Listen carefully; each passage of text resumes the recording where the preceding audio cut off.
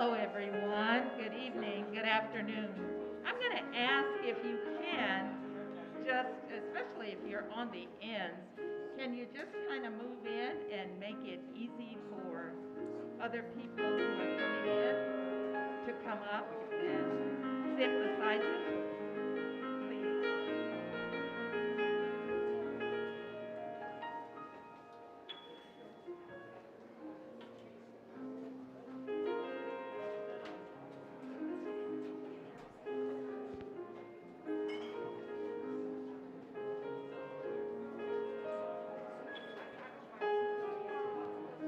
One.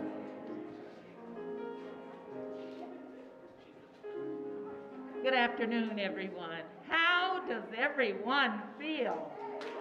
Yay! There we go. Yes, yes, yes. My name is Glenda Strong Robinson. I'm Eric Finnestad, and I'm joining Glenda today, and we've spent many years here working with the Martin Luther King activities in Boulder County, here in Boulder, and also in Longmont for the last 11 years now. So it's a pleasure to be back with you today, and it's a pleasure to welcome everybody here to celebrate the life, legacy of Dr. Martin Luther King Jr. And we want to thank our performing artists. Did you all like those young men outside?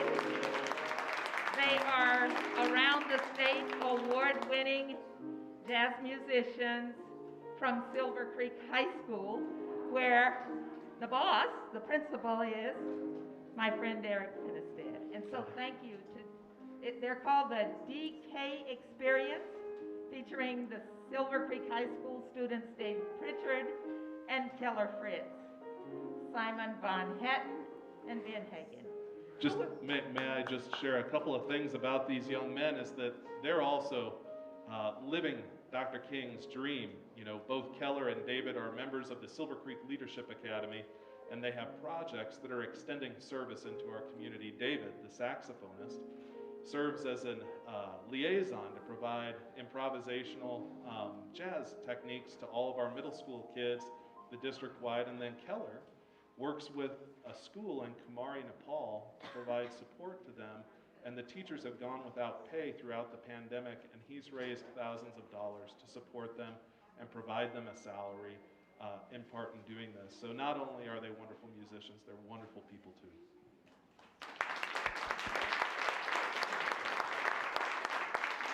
So, our first order of business is that I'd like to invite Mr. Keith Jackson up, and we are going to open up with what we call the Negro National Hymn, or the National Negro Hymn.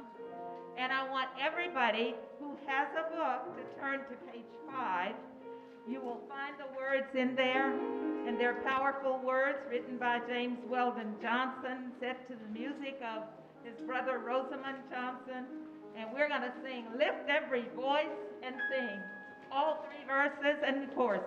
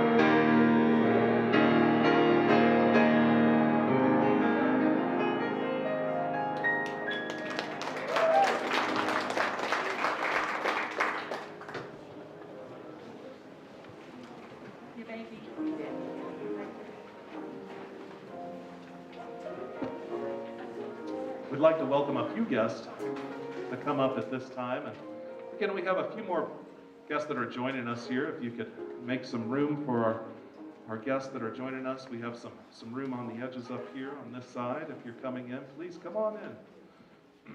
And we'd like to welcome Reverend James Ray to provide an invocation for today's event. Reverend James Ray serves as the senior pastor of the Second Baptist Church in Boulder, Colorado, which this year celebrates 114 years in continuous operation.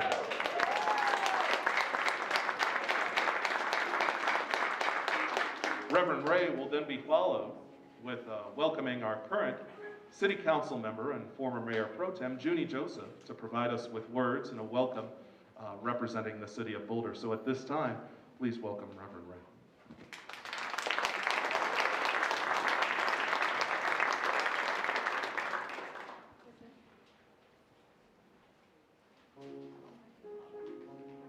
Just for clarification, I haven't been with the church for 114 years. I just thought I'd make that clear. Let us bow our heads in prayer. Oh, good God in heaven, we thank Thee for this opportunity to gather in unity and to celebrate and honor our fellow man. God in heaven, we planned and prepared for this event on this day, but You have given us this very day. This is a day that You have made.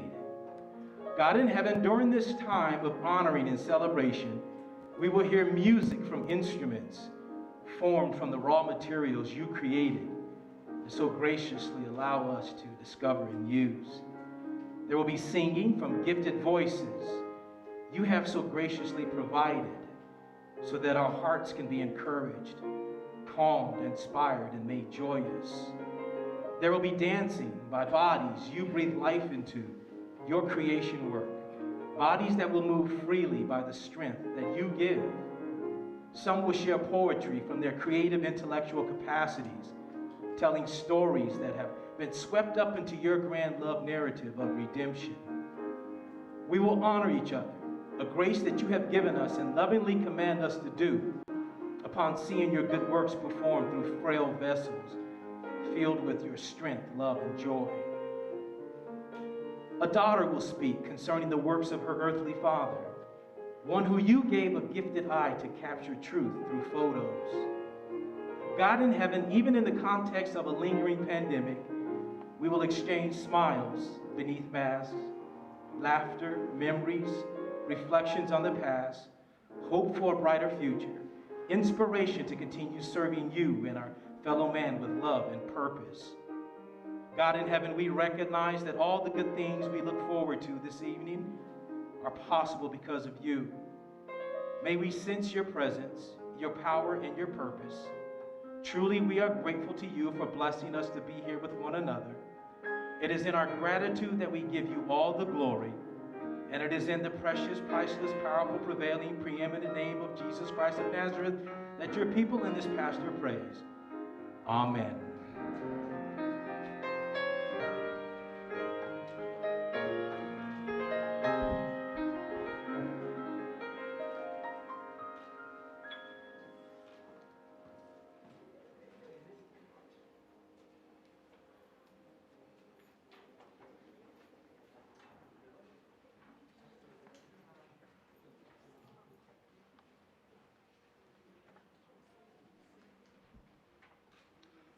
Good afternoon and welcome everyone. Once again, my name is Junie Joseph and I'm a member of the Boulder City Council. On behalf of the City Council, I welcome all of you to today's gathering. Today is a day of celebration. We are here to celebrate the life and legacy of Dr. Martin Luther King Jr. The theme of our celebration is the dream, yesterday, today, and tomorrow. We have a clear blueprint from Dr. King's life on which we can build upon today to make our community better. We also have a duty to build on that legacy for our children so that they too can build a better tomorrow. Ultimately, today is a day of reflection and remembrance. In the spirit of today, I would like to take this opportunity to thank the NAACP for educating all of us on the importance of social justice, human rights, and being good neighbors.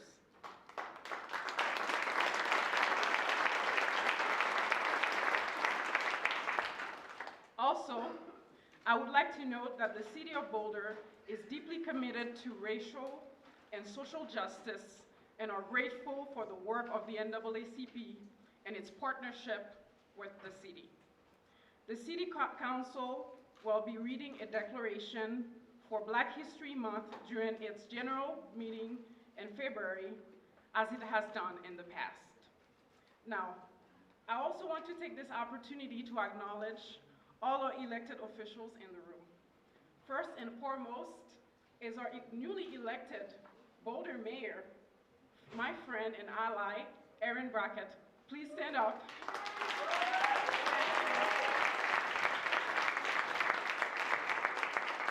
Also, I would like to take this opportunity to also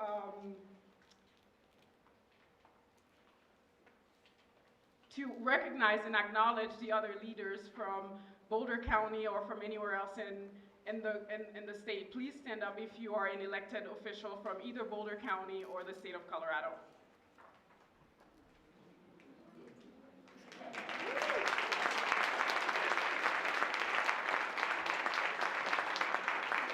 Thank you. People like you make the sacrifice to show up each and every day.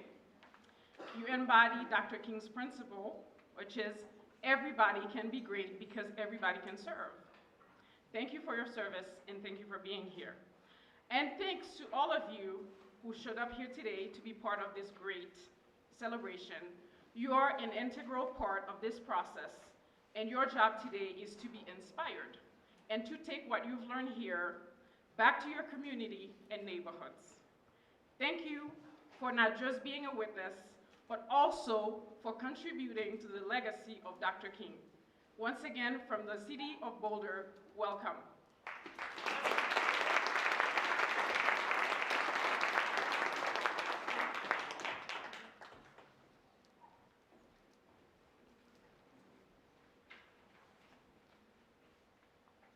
Can we thank Chief Maris also, please? Can we thank Boulder Police Department? Yes, Chief Maris, thank for you. her service? We do have the Boulder Police Department represented today, and we would like to thank you for your unyielding support.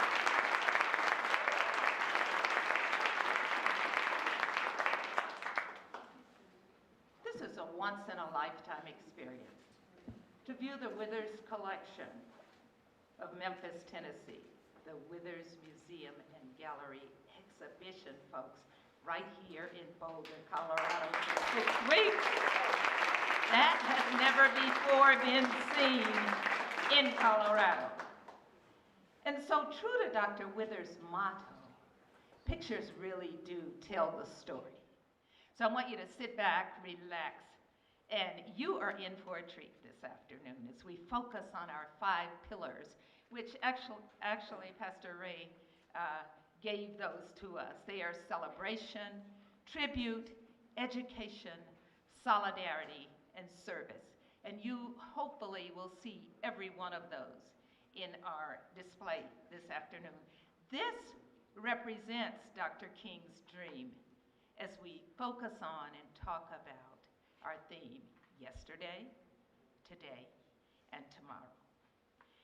See, we've seen some victories and some defeats, and so we continue to strive for what Dr. King called the beloved community. So in the process, we're trying to do better, and we're trying to be better. And these events provide us an opportunity to do just that. It's wonderful that we're back in person again this year, and I appreciate everybody under the current mandate with Boulder County of wearing our masks so that we can have events like this and provide for the safety of all of our guests. The purpose of these events, as Glenda has said, is to celebrate the life and legacy of Dr. King. He gave the ultimate sacrifice in this March for Freedom and in this March for Equality, in that he gave his life for the cause of freedom, for the cause of equality, for voting rights, and that will remain a goal for each of us. Yesterday, today, tomorrow, Dr. King has left a legacy that spans over 3 generations. As a humble minister from Atlanta, with a young family in tow, he was asked to lead the Montgomery Improvement Association. King and his members within the MIA supported the creation of the Southern Christian Leadership Conference and partnered with many other groups. And they would go on to lead efforts such as the March on Washington for Jobs, for Freedom, the March from Selma to Montgomery, resulting in the Voting Rights Act of 1965, opposition to the working conditions of sanitation workers in Memphis, Tennessee. King was a champion for the poor. He was an opponent of war. He was a Nobel Peace Prize winner, a father, a husband, even a fisherman. He was a brother. He was a friend to many. After giving his famous I Have a Dream speech in Washington, D.C., he met with President Kennedy and Vice President Lyndon Johnson and laid forth a pathway towards equality for all Americans and the Voting Rights Act. These hard-fought battles of yesterday still inspire us today and always give us hope for a better tomorrow. At this time, we'd like to share some thanks and acknowledgments to all of those who have made this event and the many events that we're conducting over the weekend possible. First of all, the City of Boulder, thank you for welcoming us today. The Dairy Center for the Performing Arts for all of your support over the course of this time and hosting the exhibit. The NAACP Boulder County Branch, the Longmont Multicultural Action Committee, St. Vrain Valley School District, Boulder Valley School District. A special thank you to Silver Creek High and the Silver Creek Leadership Academy for their many years of support, and Carrie Adams for your support as well, who serves as the director of this program. Thank you to the Longmont Church of Jesus Christ of Latter-day Saints for their contributions financially for our program. I'd also like to thank Lexmark for the wonderful publications that we have and we're able to produce this year. And there are so many others that have made today possible and made these events possible. I'd like to thank the members of the Planning Committee, the 2022 Dr. Martin Luther King Jr. Planning Committee, of which I have the privilege of serving as committee chair. Mr. Eric Finnestead, my sidekick and right-hand man. Judy Houston, Jude Lansman, you all can stand up. I know you're in here as I call your names. Dr. Thomas Wyndham, Deborah Richardson and the ACLU. I know Anna is here. Sandra Daniel, Dr. James Hill, Annette James, our capable president, and Adriana Perea from the city of Longmont, Ana Salinas with the ACLU. And a very special thank you to the Withers family. And I see you've got some Denver folks in the house. Thank you for bringing them up. And for our tomorrow speaker in Longmont, Attorney Rodney Keith Strong, my cousin. Good to have you. And then our trusted advisor, my sister, Madeline Strong Woodley, and all of our performers who are here today. Thank you and welcome, most of all, to our program participants, and a special thanks to those of you who made the long trip to Colorado to share their stories and legacies. Our keynote speaker for tomorrow, Attorney Rodney Strong, as I said, and representatives even from the Withers family and the collection, and especially Executive Director, boss, curator, Ms. Rosalind Withers.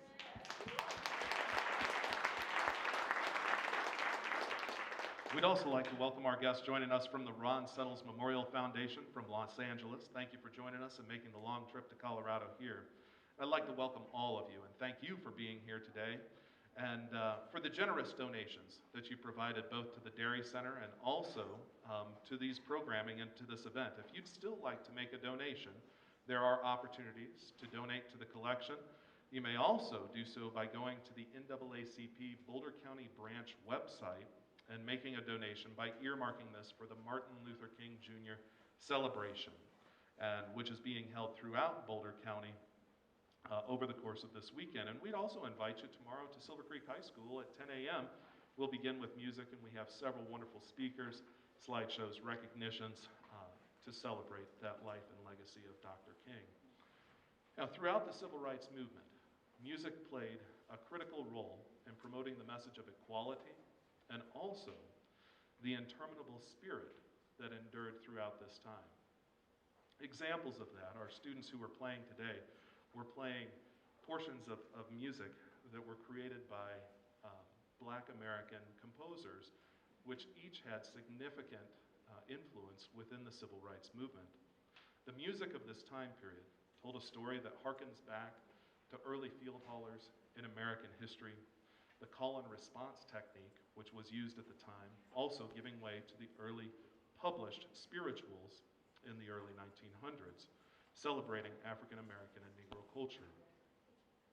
While many early Black Americans were forbidden to learn to read and write, the music became a salvation to share, it became a salvation to communicate with one another, and ultimately to connect with God. A cappella music is the root of our heritage. It is the rhythm, it is a rhythm all of its own. Hand clapping, toe tapping, foot stomping movement to the rhythm of the beat. This music maintains a legacy, deeply rooted in an abiding faith in God and the prospect that for what was better to come. We started from nothing and allowed God, and God allowed us to make something beautiful from that.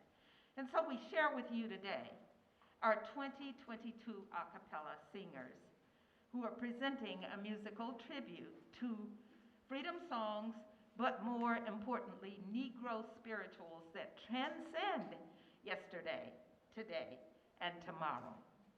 People sang songs of hope to a God who would someday deliver them from a life of bondage and the oppressions of man.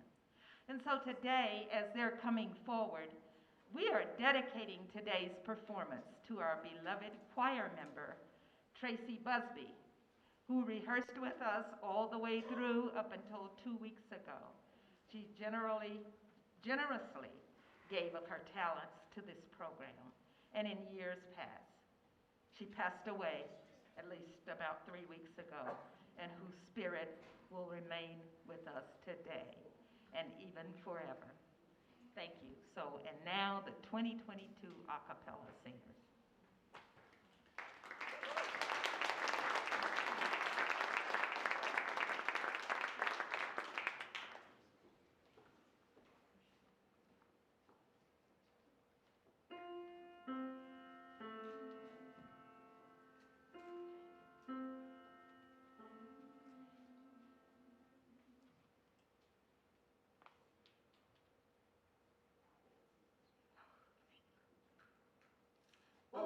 Give thanks to the Lord, for he is good.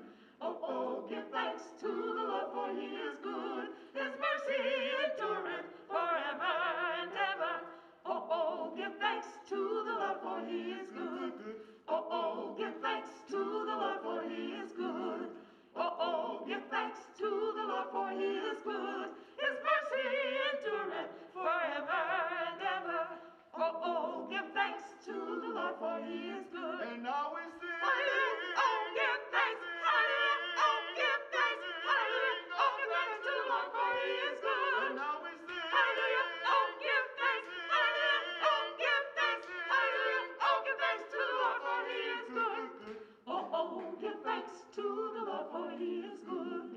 Oh, oh, give thanks to the Lord, for he is good. His mercy endureth forever and ever. Oh, oh, give thanks to the Lord, for he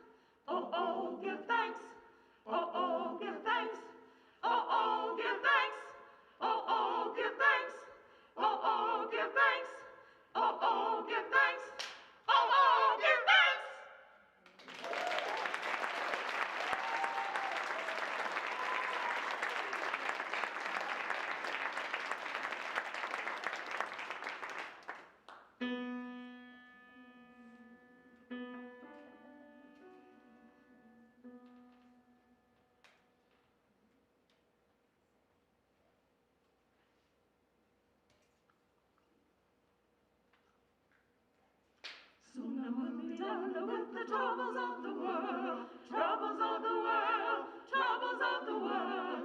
Sooner we'll be done with the troubles of the world, going home to live with God. Sooner we'll be done with the troubles of the world, troubles of the world, troubles of the world. Sooner we'll be done with the troubles of the world, going home to live with God. I want to meet my mother. I want to meet my mother. I want to meet my mother. I'm going to live with God. I want to meet my mother.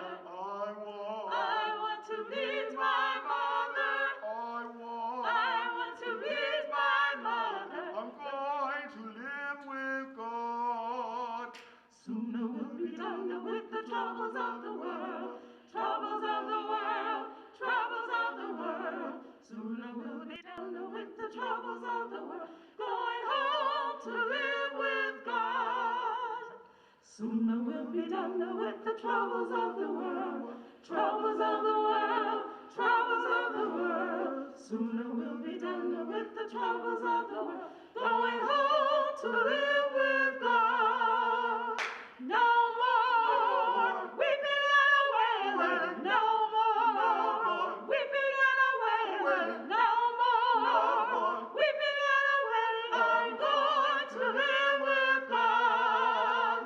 No more weeping and wailing, no more weeping and wailing, no more weeping and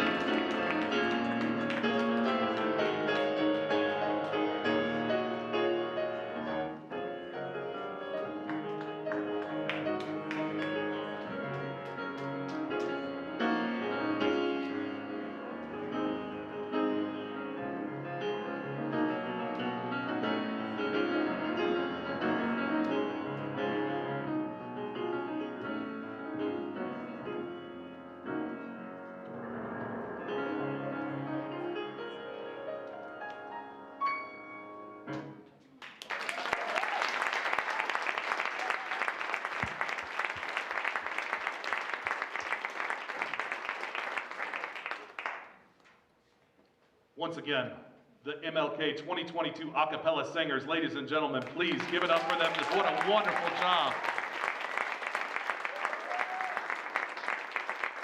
We have legends amongst us today, and we have legends amongst us.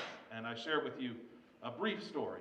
As our committee was contemplating our honoree this year, each year there are many within our community that are deserving of awards for the past which they have blazed, for the shoulders on which we ride today.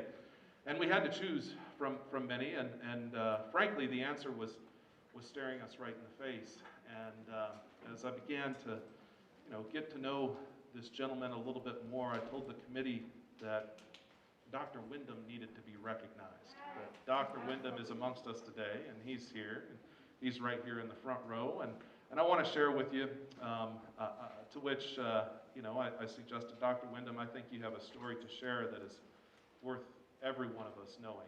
And you have seen things that we need to hear about, that we need to understand, and you have overcome and created incredible opportunities for yourselves and others in this life.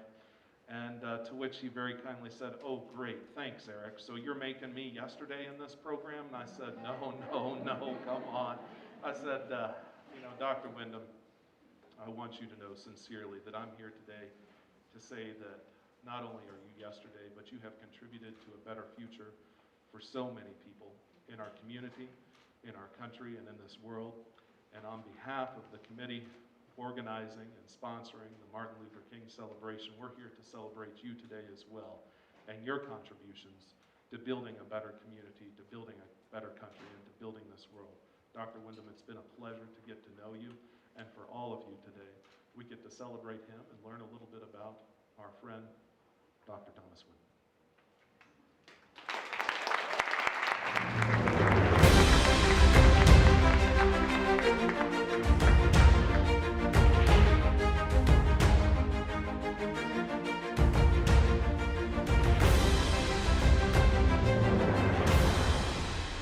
I honor you, I admire you, I thank you for the many contributions to the Boulder County area. I want you to go back, because you've had this interesting life that's taken you on quite a journey. Thank you, Glenda. May I first express my appreciation and gratitude for this opportunity to sit here with you. You yourself are a very special person, having marched in a significant march in Memphis yourself. I grew up in the South Bronx, stayed in the South Bronx till I was the ripe age of 17 when I took off for New Mexico to attend New Mexico Highlands University as a freshman. I do come from a musical family. My mother's a beautiful alto voice, and Daddy could pat a foot, he could keep the rhythm. I got my master's degree in psychology, minored in philosophy and music and speech. Was it within that time or between that time that you had the chance to go to DC? It was between my sophomore and junior years. I was working in a factory in Brooklyn. United Auto Workers was one of the organizations that helped to sponsor and encourage the March on Washington. Those of us who elected to travel with the United Auto Workers to Washington, D.C. had that opportunity, and that's how I happened to get on that bus that wonderful morning to march, to sing, have celebration and fellowship. And at that time, the federal government was not terribly excited about the prospect of this march in Washington. In fact, emissaries of President Kennedy reached out to El-Hajj Malik Shabazz, Malcolm X, to ask him if he could stop it. and he said, "I can't stop it because I didn't start it." I know the media was downplaying the fact that there were in excess of 250,000 people. And I remember the signs were marching for jobs and freedom and peace and unity. I'm glad you mentioned that. Many people share the misconception that the march was about sitting at lunch counters and about integration. The march was about economic opportunity, knowing that economic opportunity was the key to participating more fully in the American dream. To see people come out of their homes and applaud as the buses arrived in the city. It felt like we were delivering something, that we were bringing something, that we were coming to help deliver this promise and hope. People in wheelchairs and walkers, because there was this hope that hung in front of them, that freedom is on its way. Yes. There's going to be something that we can hold on to. We need that hope. We can continue to have hope if we can encourage ourselves and others to use another four-letter word, and that is vote. If we don't exercise our franchise to participate as full citizens through the vote, tomorrow's going to look dramatically different. I accepted a job teaching psychology at Nebraska Wesleyan University. 2 years after that, they said, Thomas, it's time for you to go finish that doctorate, Boulder, Colorado. My wife Paula and I arrived here in 1969. Paula and I were married for 53 years and were honored with 3 children. You've done a lot of good stuff here in these 53 years. One of the things that we were able to benefit from was the community that had already been established by those who came before us. Particularly Dr. and Mrs. Nylon embraced me because you couldn't be black on the campus in Boulder and not be stopped by one or both of them. Right. Dr. Nylon extended the invitation for me to teach in the Black Studies program when it was just getting off the ground. I crafted a course, Culture, Racism, and Alienation, the cornerstone of which was the works of Frantz Fanon, sprinkled in other authors, literary figures, philosophers, and Aretha Franklin and Curtis Mayfield. Well, I want to hear more from you. Keep talking. 1996, started the SOARS program up in NCAR. SOARS represents significant opportunities in atmospheric research and science. The goal was to recruit students from these underrepresented, marginalized communities to participate in internships at the National Center for Atmospheric Research. It was the first program in the nation to afford students multiple summers. I happened to be on the School of Education's Dean's Advisory Board, was looking for something significant to do. The Charles and Mildred Nylon Scholarship it's a 4-year scholarship awarded to an incoming student from a community of color or a BIPOC student or first-generation student to honor the legacy of Charles and Mildred Nylon. And these people embodied what Dr. King always referred to as the beloved community. Yes. That's what it's all about. Yes. Working together. We now have this Center for African and African American Studies, and that's the message. Rediscover and share the narrative of Africa and the African diaspora in an honest and respectful way, which includes all people. All people, yeah. I want to talk about the greatest challenges that you've had. I've had good days and better days. Without the good days, the better days really aren't as meaningful. And for me, it's part of, the human spirit. Some of my good days was the first day of school for each of my children, because I did not want that to happen, although I couldn't stop it, because I knew that they were going to an institution where we would have to do extra special things to communicate to them and help them understand that they were worthy, deserving of love, not inferior. Those were the good days, and what made them better days was that we had the capacity, with the help of community, to help them recognize and embrace themselves as full-bodied, capable, competent people. Anything that I've accomplished because of the encouragement, the help, and the support of many, many other people. I thank you. I also thank the greater community, and particularly in this instance, the Boulder County NAACP.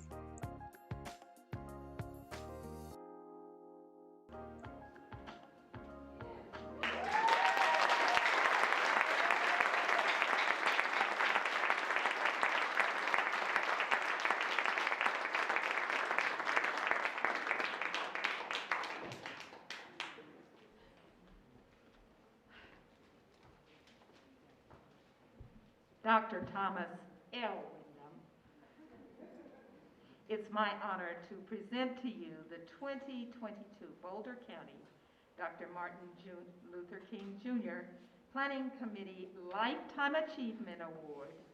It says to Dr. Thomas L. Wyndham, as a trailblazer and living legend who, I didn't bring my glasses, who has dedicated his life to making and preserving history. Thank you.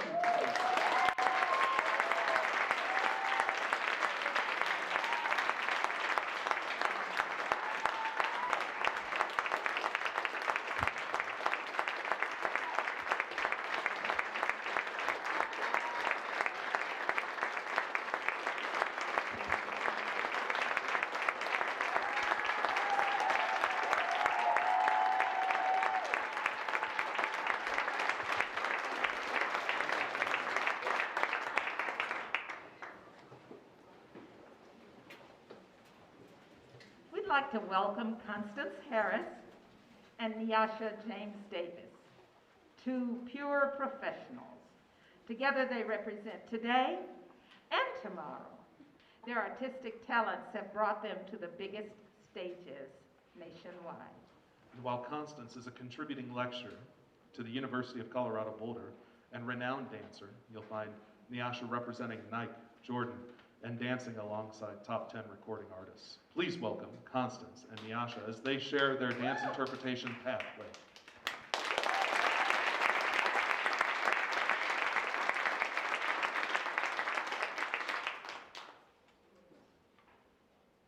I have a dream.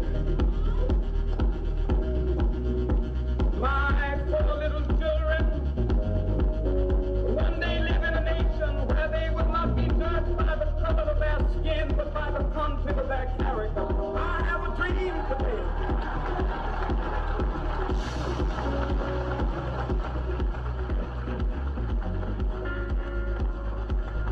I have a dream that one day down in Alabama, with its governor having his lips dripping with the words of indecision and nullification. One day right there in Alabama, little black boys and black girls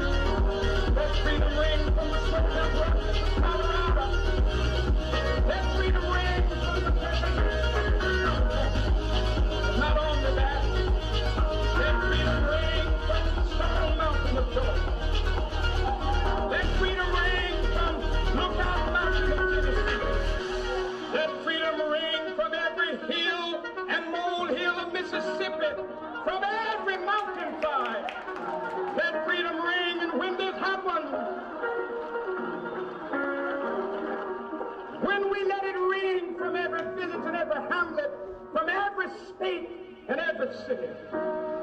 We will be able to speed up that day when all of God's children, black men and white men, Jews and Gentiles, Protestants and Catholics, will be able to join hands and sing in the words of the old Negro spirit. Free at last, free at last. Thank God Almighty, we are free at last.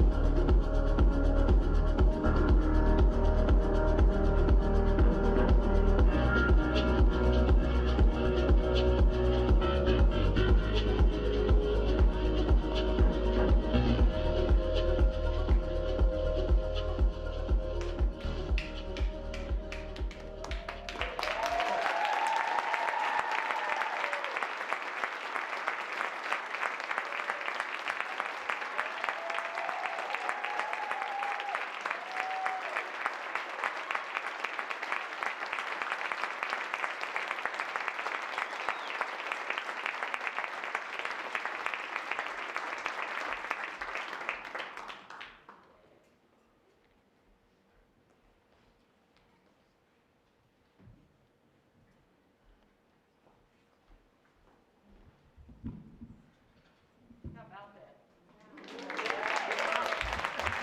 Yeah. At this time, it's my honor to welcome and recognize our Voice of Tomorrow. By the way, remember I left my glasses at my seat. I represent yesterday. We just saw today. And I'd like to invite up Miss Talitha Mitchell. She's been a junior Broncos dancer and sings with the Denver Children's Choir. Let us welcome our tomorrow, Miss Talitha Mitchell, as she shares a poem entitled Tomorrow.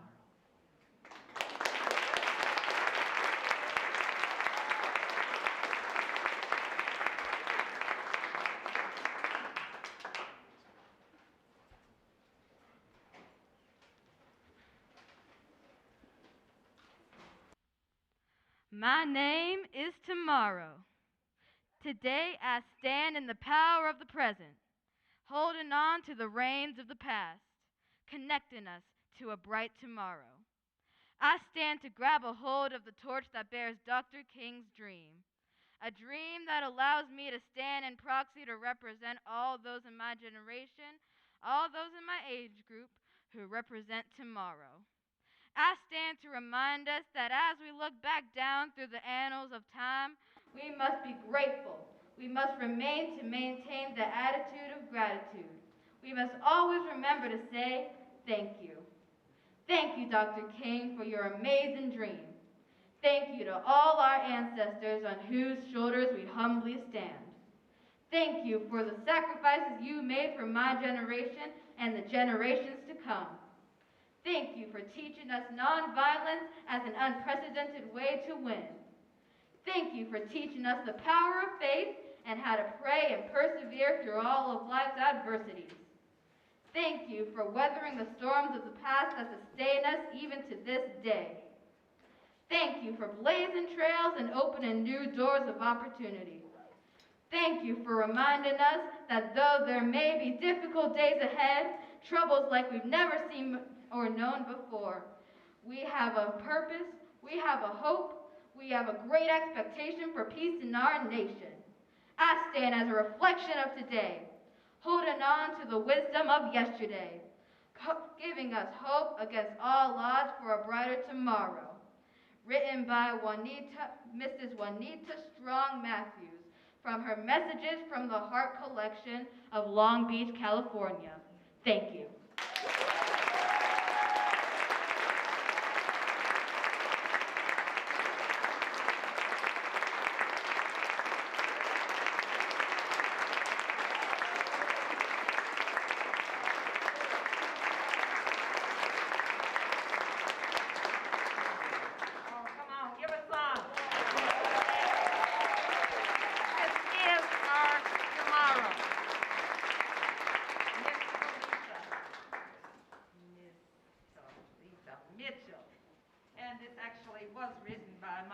teacher who's here with us today, Juanita Strong Matthews, from her Messages from the Heart collection of Long Beach, California. Thank you for writing that, and Talitha, outstanding job. We thank you.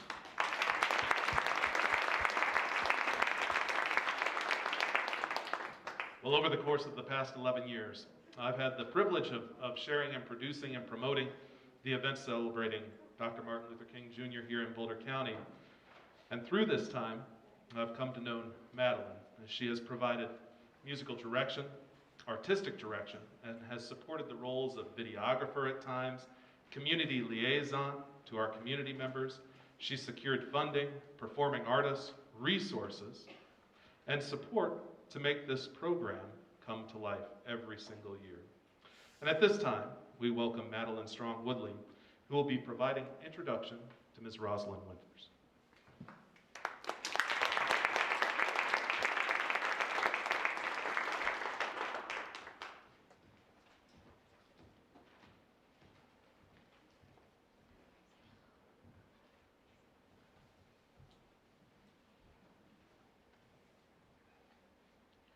Good evening, everyone. What an honor. Oh, you look so beautiful. You look so beautiful. It is my esteemed pleasure to be here today. I'd like to do just a couple of things. I'd like to recognize just a few folk that are so critical that made this day happen. I tell you, from the day that this was a mere thought to this, it's just simply mind-boggling. And I'd like the executive committee for the Boulder County branch NAACP to please stand. Come on now. Y'all give it up for them. Yes, yes, yes. And if you would remain standing, I'd like, if she's in here, our president, Annette James. We want you to see her. Annette, where are you? Is she inside? Oh, okay, not working. Yeah. All right, thank you so very much.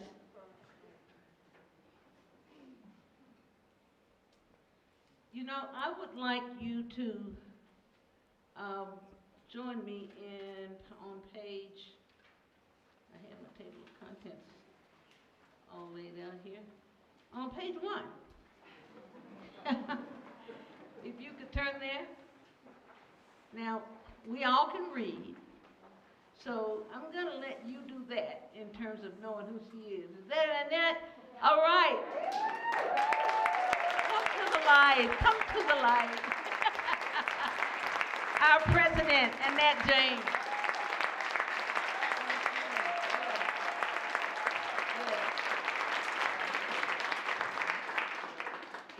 Would just read, there's a beautiful story of Annette's thoughts, her feelings, but then I'd like you to turn to page, page 7. And there you can read also all about Rosalind Withers. Well, when I said to my dear friend, what do you want me to say? She said, I want you to speak from your heart. Just speak from your heart. And so I'm going to take you back. I thought about it and I thought about it, and the person that I knew first was Dr. Withers. I worked with Dr. Withers. Dr. Withers actually was to mentor my grandson Patrick in photography. And from the day the Pictures Tell the Story book, David Porter is one of the executives at Stax Records, the original. And he walked in with the rough of the book. And I had been looking for that picture you saw of Glenda, and I asked Dr. Withers, I said, I gotta find that picture, I don't know where to go. He said, baby girl, I can't tell you where to go. You know, I got millions and millions of pictures. Well, as we were thumbing through that book, we saw, I'm thumbing, and just looking through the book, my brother Larry, Patrick, myself, and all of a sudden there's the picture. I said, that's it, that's it. And he went on to tell me about that. And so, from that day to this one, Dr. Withers has, long before then, until this one, has always had a special place in my heart. He was my choice of photographers during my tenure at FedEx, among a few other noted photographers, but he was the leader. He was the mentor. He was the path. He paved the way for all of those others. And so it is through Dr. Ernest Withers that I am so honored to have come to know his daughter, who you will see for yourself. Oh my goodness, I can't wait for you to meet her, Rosalind Withers, our keynote speaker for the day. And like I said, there's much more to tell, but you'll be able to tell yourself. She is one of the kindest people I've had the honor of getting to know. And from the time she greeted us in Memphis, when the executive committee went there, to we have made every effort to try and return the kindness, but it can't be matched. But we are so honored to have you. Ladies and gentlemen, I present to you your keynote speaker, Rosalind Withers.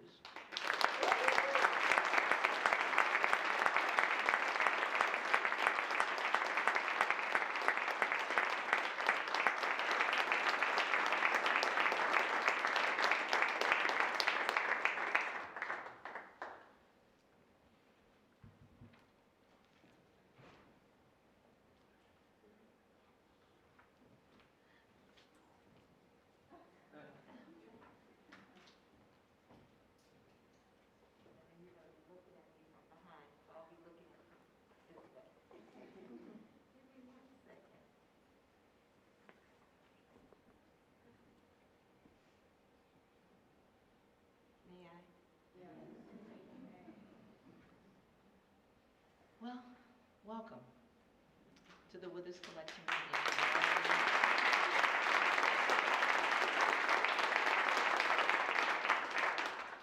exhibition. I am just very thrilled. As you can see, I have this big welcome sign that invites you to our vault. We have a large body of our work, believe it or not, in this particular vault that is right now. It was First Tennessee when I started, but it's First Horizon today. But we are introducing you to the works of Dr. Withers, and it is indeed an honor to do that here in Boulder, Colorado. Let's get started. First, let me introduce you to why I'm here. These are my parents. This is Dr. Ernest Withers and my mother, and I really always like to give tribute to her. For one major reason is because she was our rock. She was our foundation. And when I look through the images of my father's work, you would think he was never there. But because of her foundation, her structure that she had in our home, she provided us that solid foundation where we had some special traditions. On Saturday, and we were talking about this with my family, on Saturday she would make the biggest breakfast. I mean, what people would call a dinner, we would call breakfast. And that's because she had 7 boys and me, but you'll see that too. But what was unique about her breakfast is that it was salmon croquettes, green corn, eggs, and then we would do fried chicken and grits and eggs, and it was just a feast.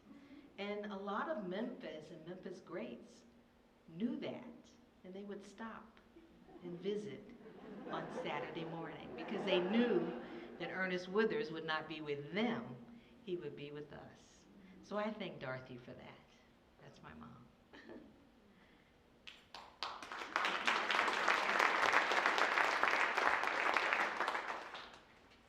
Who is Ernest Withers? The world knows him as a photographer, a photojournalist, but I'm hoping this year you would know him even more intimately We were supposed to release a documentary this year at Sundance. It had some delays, but it will be coming out in 2022. And you will get to know more about Ernest Withers. We did receive an award for that particular film, documentary film, with the Ken Burns Foundation. And from that, it has gotten a lot of traction. It's been a journey, largely because the film producer, his name was Sinclair Bourne. And Sinclair, unfortunately, had spent 3 years with my father. My father died in 2007, and Sinclair had an aneurysm about 30 to 45 days after my father passed away. And he had 60 hours of history. So it's taken us since 2007-8 until today to really go through that, to unearth it. So we're excited to be able to share that with you in a new documentary film release. One of our premier supporters is PBS, so look forward to seeing that this year. Here's my family.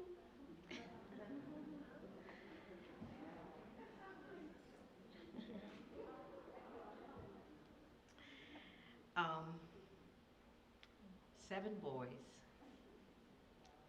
and one girl.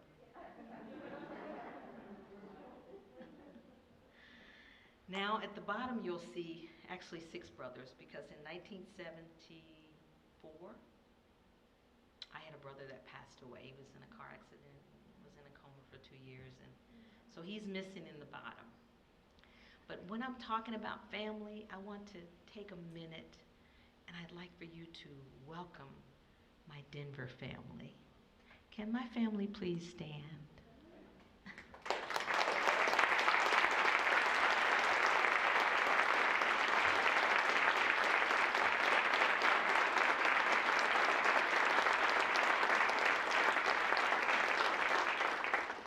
I want to give a special tribute and notice. Do you see that waving hand? That's Uncle Red. He's 101.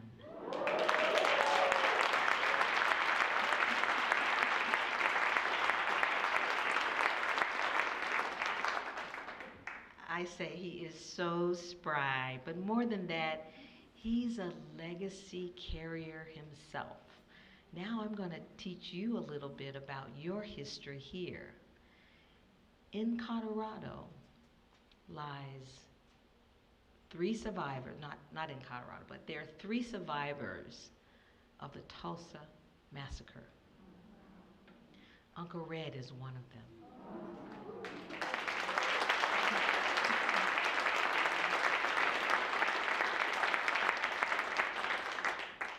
Thank you for being here. You made my day. I told him you made my decade, actually. Let's now take you on a journey. Who are we? Just some unique facts about us. Ernest Withers left a major legacy. And I always have to hesitate when I talk about it, because to say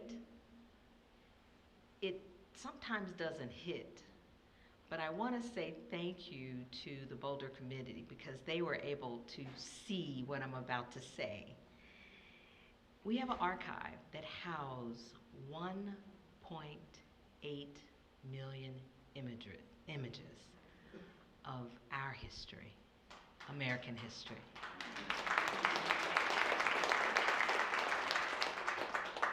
It covers 140 years. It started in 1940 up to 2007.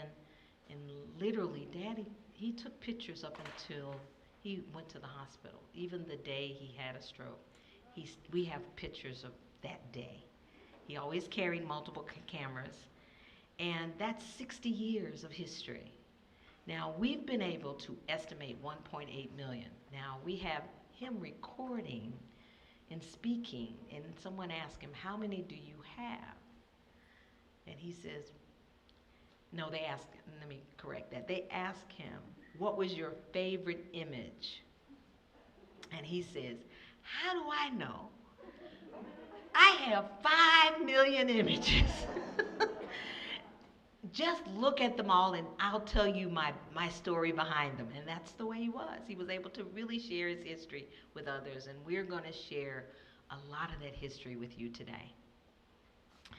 Now, what's unique about it, it's the largest archive that has ever been amassed by one individual. That's unique.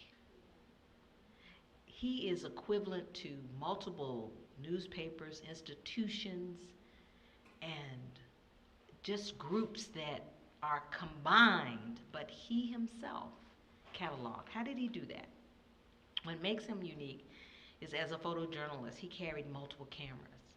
He had a camera for the white press, the black press, and then a camera for himself. So he went bloop, bloop, bloop. He doesn't have the technology we have today. He had to advance. So he took 3 shots, and then he advanced. And that was very unique. So when you do the math and you multiply that by 60, and we're going to give him not 365 days, we're going to take 1 day because he was with us on Saturday. Do the math. You'll find out that it's really easy to do that. So it is quite a feat. Now, what's also unique about us, we've only digitized less than 1% of 1.8 million images, which means we got a lot of stories to tell, a lot of history to share, and you're going to be invited to see that today. Now, one of the things that we are very excited about in this exhibition that you're being introduced to is that you're going to get to see some never seen before images. And we are so thrilled and excited to be able to share that with you. Now, he's internationally known, and his work has taken me to many places, far, near, and even locally. Memphis really loves my father, and I'm very appreciative of that. And we are able to be housed on a famous street as a result of that. And I'll tell you more about that later. But the images that we have, and we make them available, and you can visit our website. It's stored on a system which we call the Withers Digital Archive System. And right now, we have about 16,000 digitized images. We have a lot more to go. Now, what is our mission? It's very simple. Educate, preserve, and that's why we're here today, is sharing. We're sharing this history with you. Now, what makes the sharing so important? The work itself speaks for itself. As was mentioned by Glenda and many others today, Mr. Withers always touted his slogan, pictures tell the story. But more importantly, those are moments in time that are captured, never to be repeated, but it brings a measure of education that helps us to correct what may be wrong and improve on what is right. And that's why sharing is so important to us. This is our organizational structure. What makes us unique is that we still own the asset. So the family trust owns it. We have a museum on Beale Street that actually houses and works toward the digitalization of the body of work. That's a nonprofit organization. And we've actually transferred a commercial part of our work because of a technology that has been knocking on our door. You may know a little bit about it. It's called NFTs. And we're excited about it. So we're going to be launching that, and I'll talk a little bit about that a little bit later. But that's why we have the Withers Archive Enterprise. is that we're going to be sharing that in the metaverse world so that the education and the sharing continues. What is our commitment to you? Our commitment is to share the work, educate the public, and I thank each and every one of you for being here, because what makes me happy and excited is to be able to share this work with you, to be able to give you some history that you may not have even known. And I was so thrilled when the theme was called Walk With Me. What a profound way of saying, come. Let me introduce you to something you may not know. Let me share it with you in a visual way, and let's talk about it. Some of it is beautiful. Some of it is controversial. Some of it is ugly. But how do we get to moving forward? We can begin by sharing this history. So I say, come, walk with me. So we work very hard, as I mentioned, to preserve the work. Now, how do we accomplish it? Of course, we accomplish it by donations.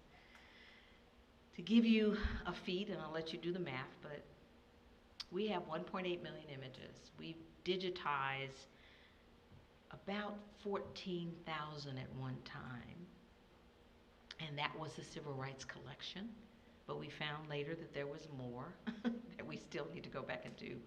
But the cost of doing that, between the 2x2, the 4x5, and all the different negative sizes ranging, it's anywhere between $725 to $775 per digitalization image, to taking it from the actual physical image to the preservation piece, so that you can go back and be able to work with it as rapidly as our media changes. And give you an example of what I'm talking about. We all love music. One of my favorite artists is Marvin Gaye. What's going on? And I would go and say, okay, here's my 8-track tape. Can you play that for me?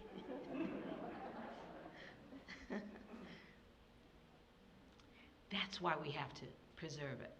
Because the technology today is not 8-track tape, but we can still hear the music on the current media. So our images being digitized is that we're able to keep those masters, so that no matter how rapidly it changes, we're able to keep up and stay connected with that technology. So, who are our partners? We've had some incredible connections in the last 2 years, and I say that we've actually worked with some of these groups, but I think all of us have gone through a 2-year WAP, and we're all settled for a minute. But now we've had the opportunity to work with some giants because of that. We created a product that really brought us into their visual perspective, and it's called our virtual tour. And we invite you, you can go to our website and you can see the virtual tour, you can schedule a virtual tour. It's very powerful. And it's being considered in education. When I say worldwide, I mean worldwide. It helped us to form relationships with Microsoft, Britannica, and this new educational advanced group that's out of Denmark. And they're utilizing our virtual tour to really educate the public. So take a look at it. It's a great product, and it's invited us to be able to share this history with the world. So we're excited about that. Now, as I mentioned before, we have a new product that we have formulated, and we're excited about it. We're going to be launching our first NFTs in February. So if you're in the metaverse world, look for us. We're aggressively working with some groups to do some fundraising right now on the commercial side to just do that official launch, and it's been going successful. So let us know if you're interested in that as well. Now, this is us. This is where we are physically, so I am giving each and every one of you a personal invitation to come to Memphis, because we are on famous Bill Street. Our address is 333 Bill Street. I like pointing that out. You know why? Because we say that we have the history of the three kings of Memphis.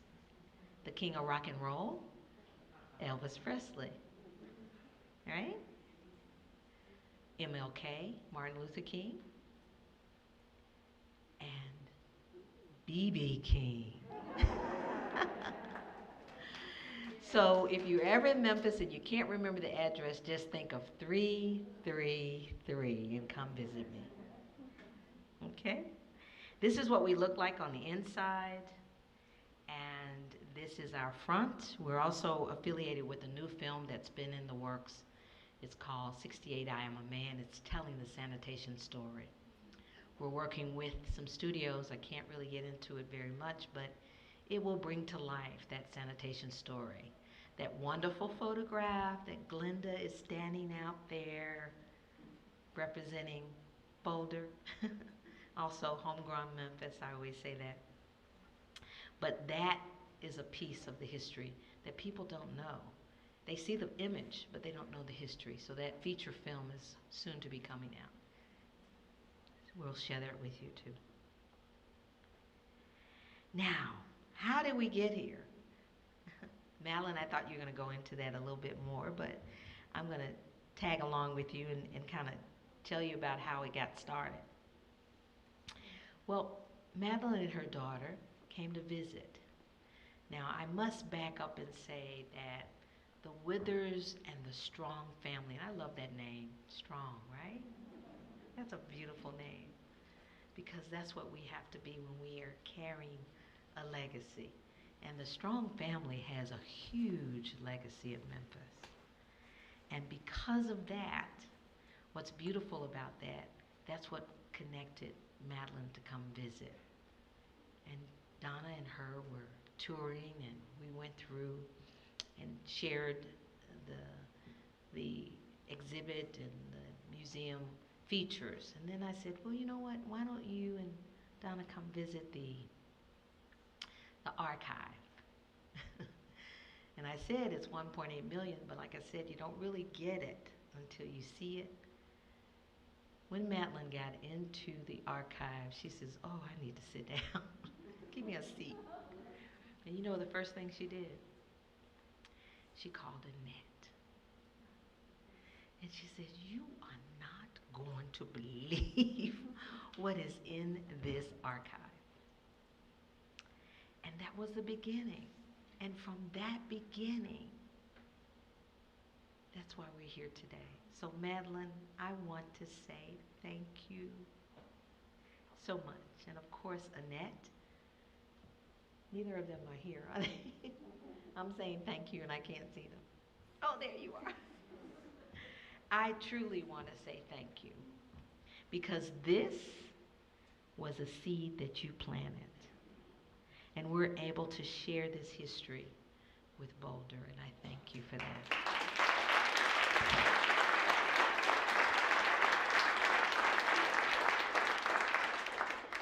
Now, following Annette finding out, we went to the next step.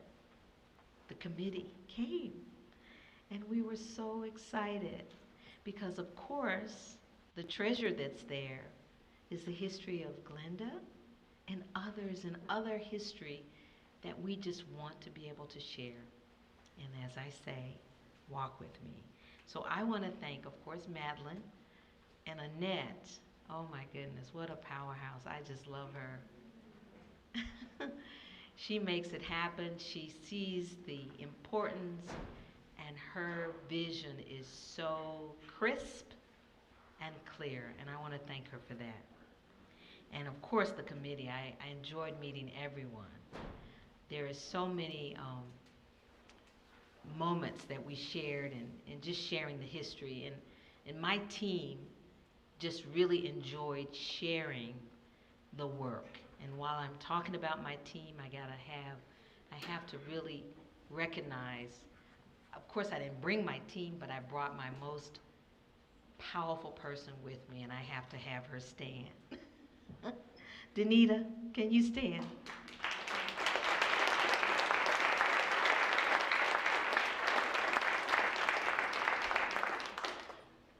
I'm left-handed, so when my left hand gets weak, she lifts it up for me. So I thank you for that. Now, let me be your personal tour guide today. And I'm going to invite each and every one of you to join me and walk with me so that we can cut the ribbon and begin the tour. And I will introduce you to the works of Dr. Ernest Withers. Thank you.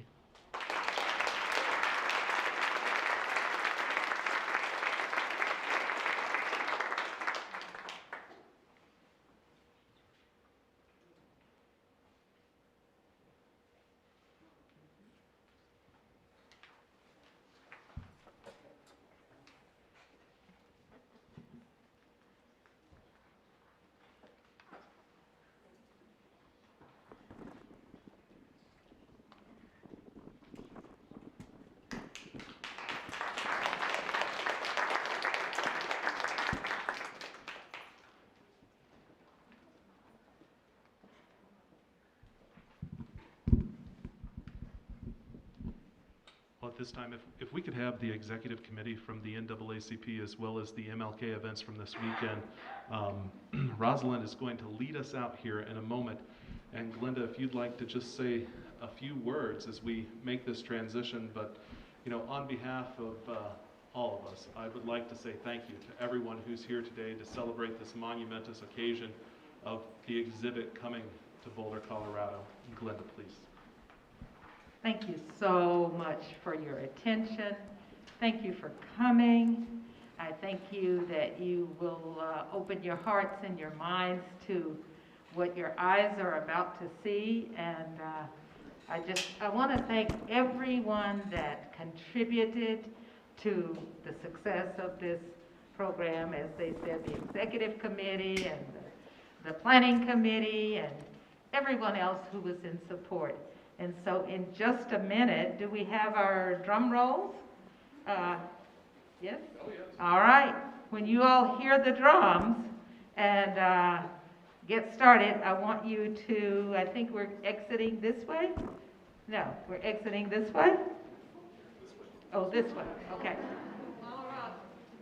Okay, follow Rosalind, and we will begin the opening of the 2022 Withers Collection and Exhibit. Again, thank you for coming. God bless you.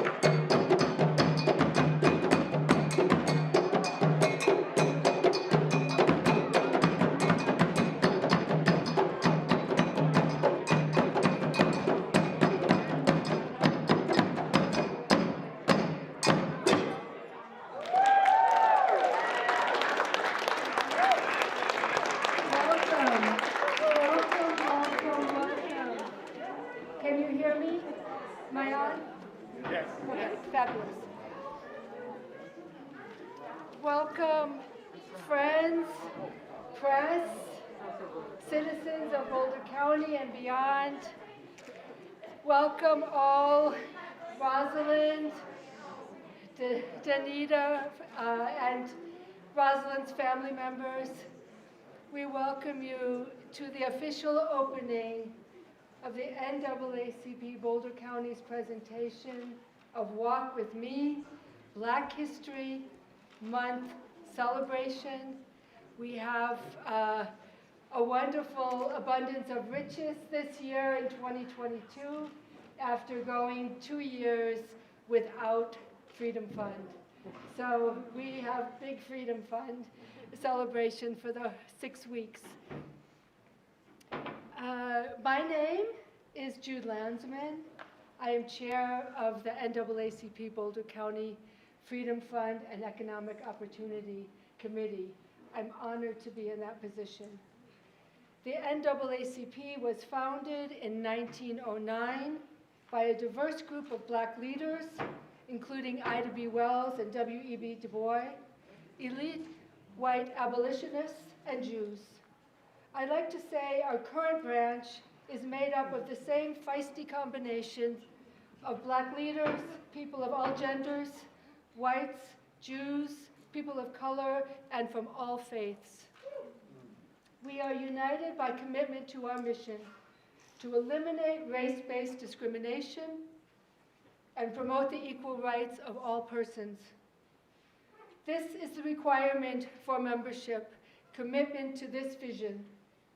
I, along with many others, are passionate about this project.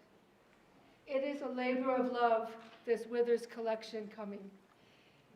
It's a gift we share freely. This exhibit speaks important truths, silently and powerfully.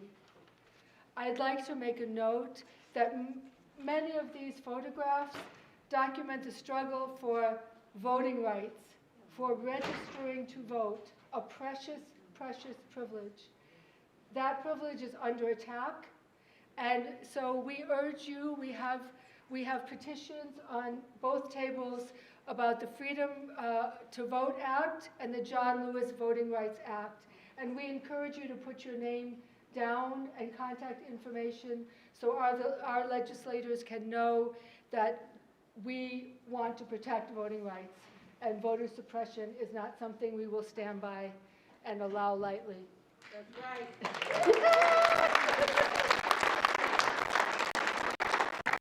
We are thrilled to have Rosalind Withers here with us for this momentous event, along with Danita Joyner from the Withers Collection Museum and Gallery. We also welcome Rosalind's family coming to this event and especially wish to honor and recognize her Uncle Red, Hughes Van Ellis, one of the 3 survivors of the Tulsa Massacre in 1921. Yes.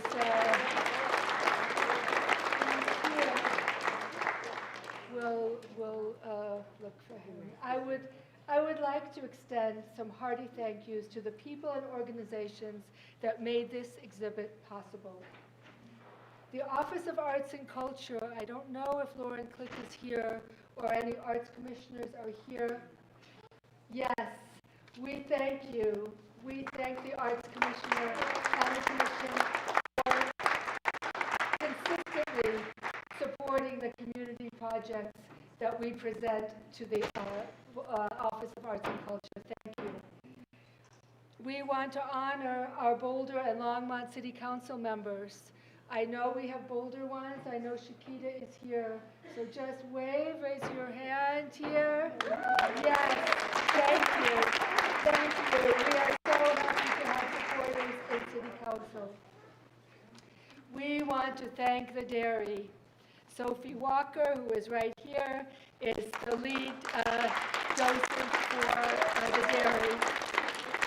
We want to thank Brandy Newmandahl, Vonda McNeely, Glenn Webb, Melissa Fadman, the executive director of the dairy, Daniel Escobar, and particularly want to say J.C. Biale worked so hard putting this up. We thank you, dairy. We want to thank our corporate members and sponsors who are vital to making this work possible in our community and in impacting our county for change by recognizing their role in social responsibility and creating a sustainable environment for growth and vibrancy in Boulder County.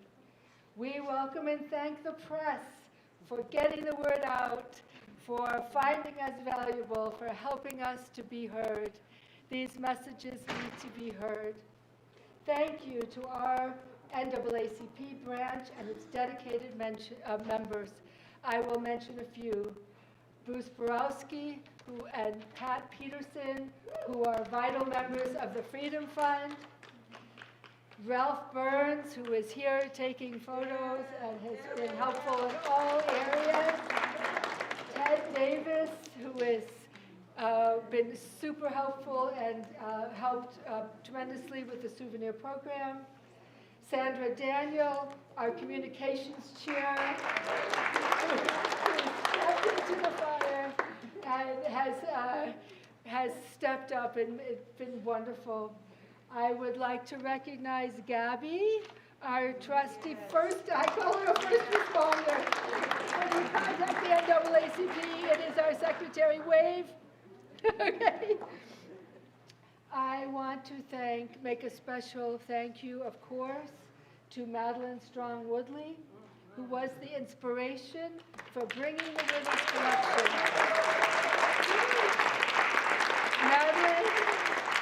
Madeline brought Memphis to Boulder. She brought Boulder to Memphis. Madeline, whose vision is always big and bold, pushing us to be bigger and better. Thank you, Madeline Strong Woodley, for being a trusted advisor on this project from beginning to end. I was planning on introducing Arthenia Hawkins, who is our lead docent and educator. She could not be with us today. Arthenia is a Denver. She's a substitute teacher, for one, on the front lines.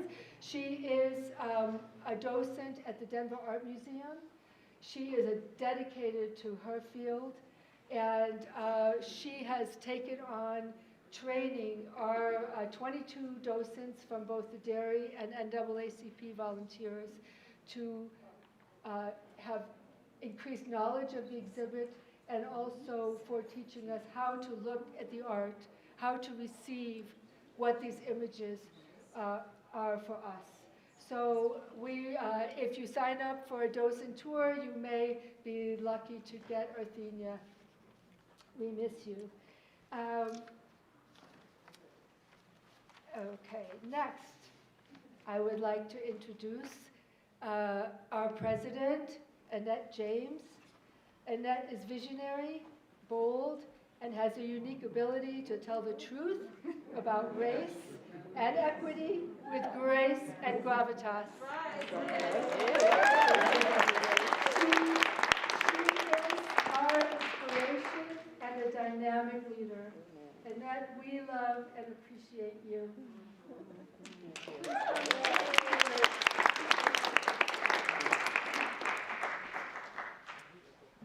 Thank you, Jude.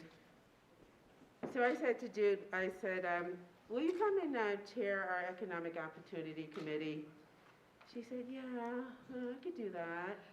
I was like, also let's add Freedom Fund to that. And just take on two right at the beginning. So I thought if I started her out with a lot, she wouldn't realize that she was being worked doubly. But I really appreciate it. I really appreciate you being my partner in, well, good trouble. So I just feel like our branch is so unique. It's made up of really great, intelligent, unique people, and I appreciate it, I value it, I challenge it, but no, as much as I challenge you, I also challenge myself. So I just have one word, incredible, right? That a square state somewhere off, somewhere that's made up of Rockies, that's kind of far east of the South, west of the South. We're flyovers. Yeah, all these flyover places, right? So a square state in a town with demographics like this could bring something so unique. But that we could have people in our community who are so unique. I mean, look at who we have here. We have multiple living legends right here. And with this demographics, I have to say something is going on, right? So we're really proud of all the people that we have here. And I'm so happy to have Rosalind here for us, our community, to be able to go through and take in a history, right? A history of people who are willing to engage in an act of righteousness. So I want to think about that, right? We can't have Dr. King's beloved community until all of us are willing to engage in an act of righteousness. Thank you all, and welcome to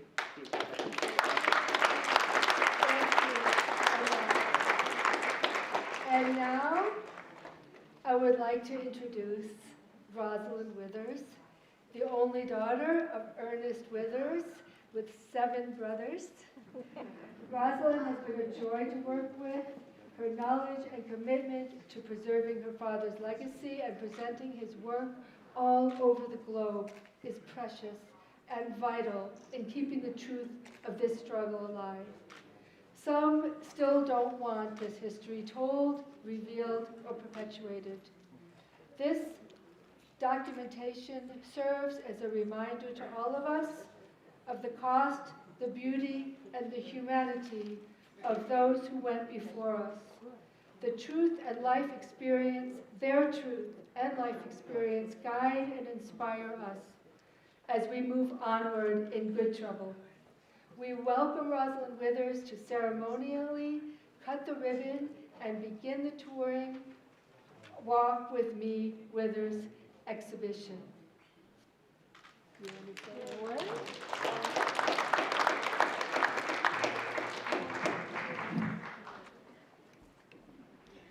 I'm obviously very excited. I said earlier, you want to see me happy?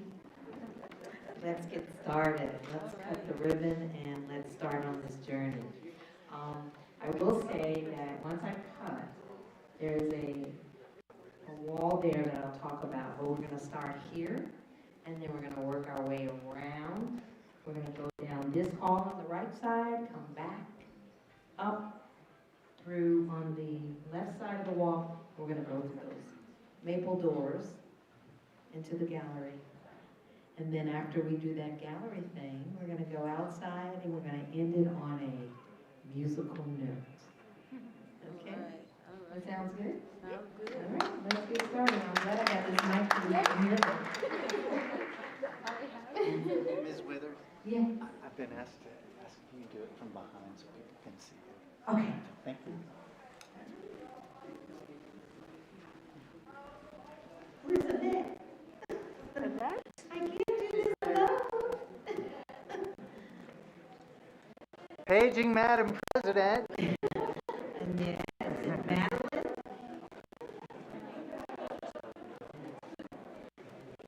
You want to get up there? Yes. Oh, this way. They want us.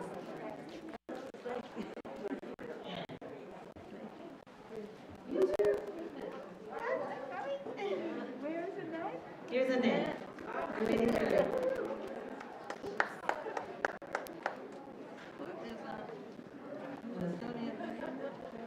Yes. Junie? Junie? Junie? Junie Joseph. We have to go full name here. The mayor? Yes, dear. Aaron Burkett. Here. Oh, Nicole Spear. Shakita? And Shakita Yarborough, please. I'm gonna stick my hand out, but I want everybody's hand on me on my arm, so we can cut. And I think my father would say that this is a photo op. I hope they're sharp. I think so. Here we go.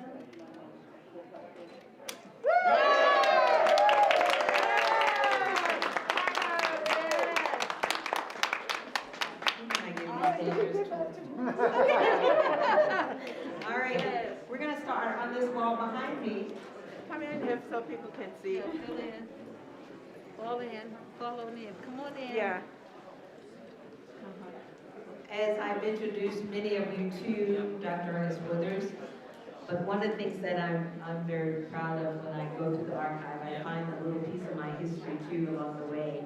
And the middle photograph is my father with my brothers. Oh, wow.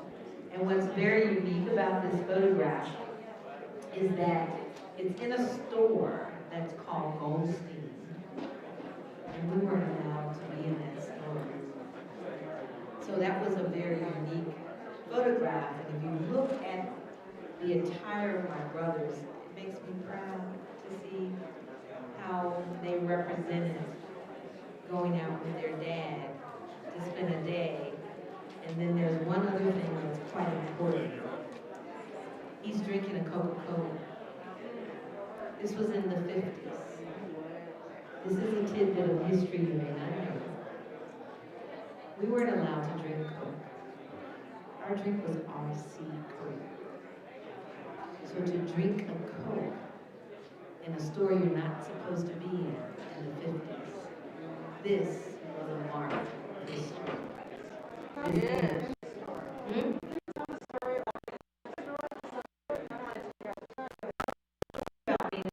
That my father was probably there on assignment, and the boys were with him. Okay, it was very unique for him to have gotten into Goldsmith. And you know what I'm talking about, right? Yeah.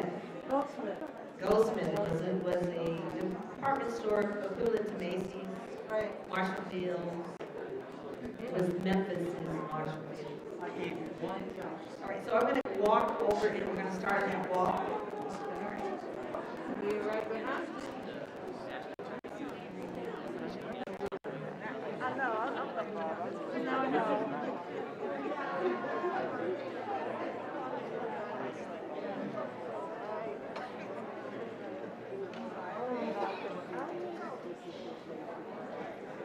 No. I need somebody to get. Mary. It's okay. You know what? There are no more of the. Yes. Yeah. Nina. Okay.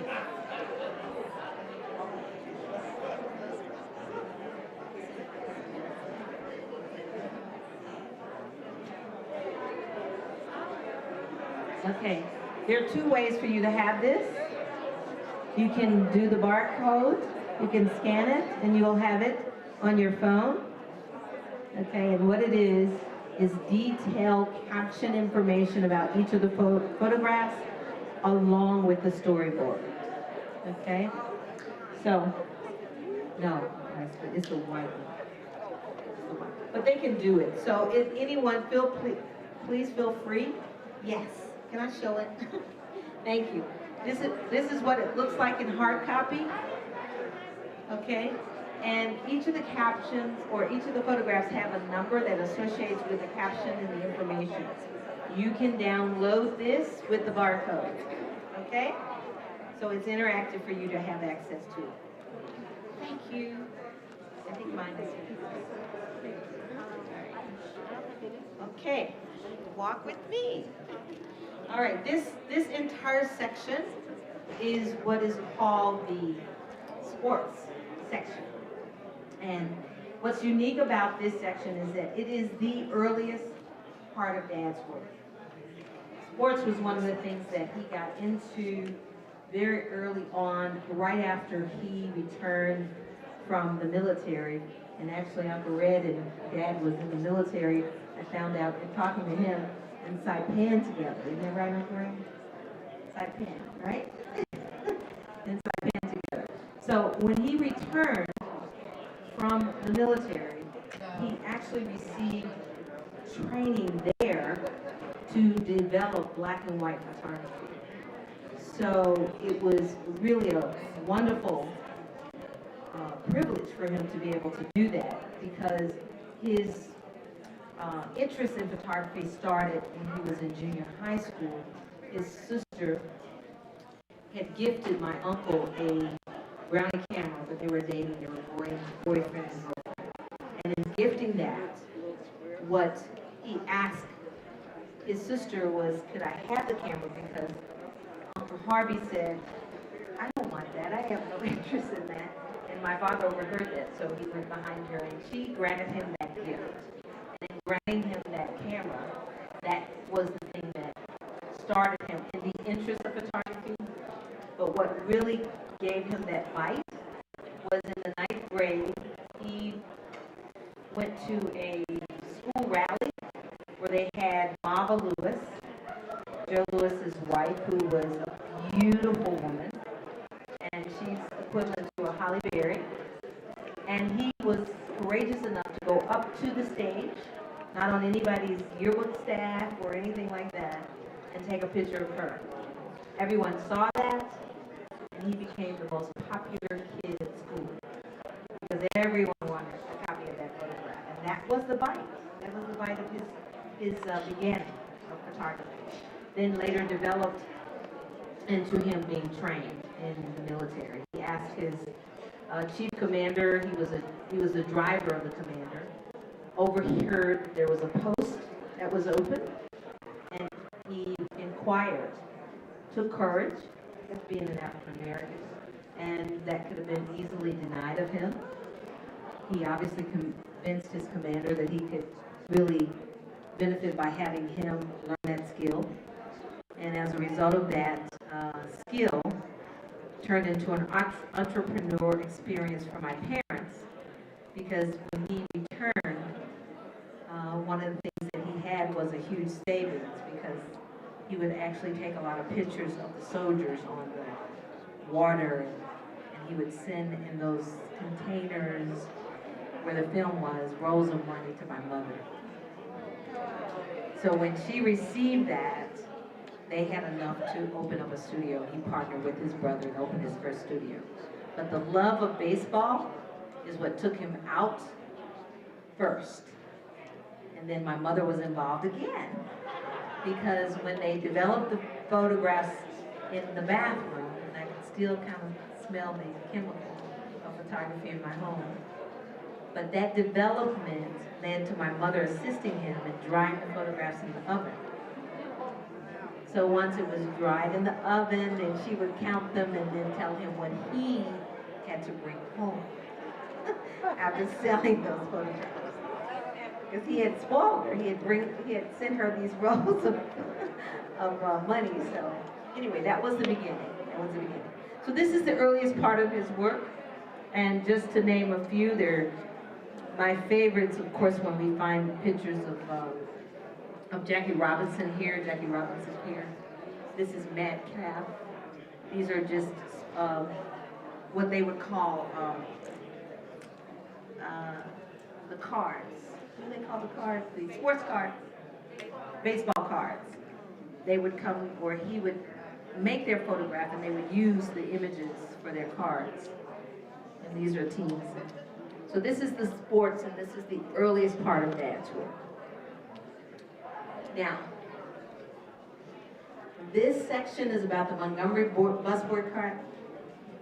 I enjoy talking about this because what you'll find when we get on the inside of behind the maple doors, there's a section that's called the Emmett Till Tribe.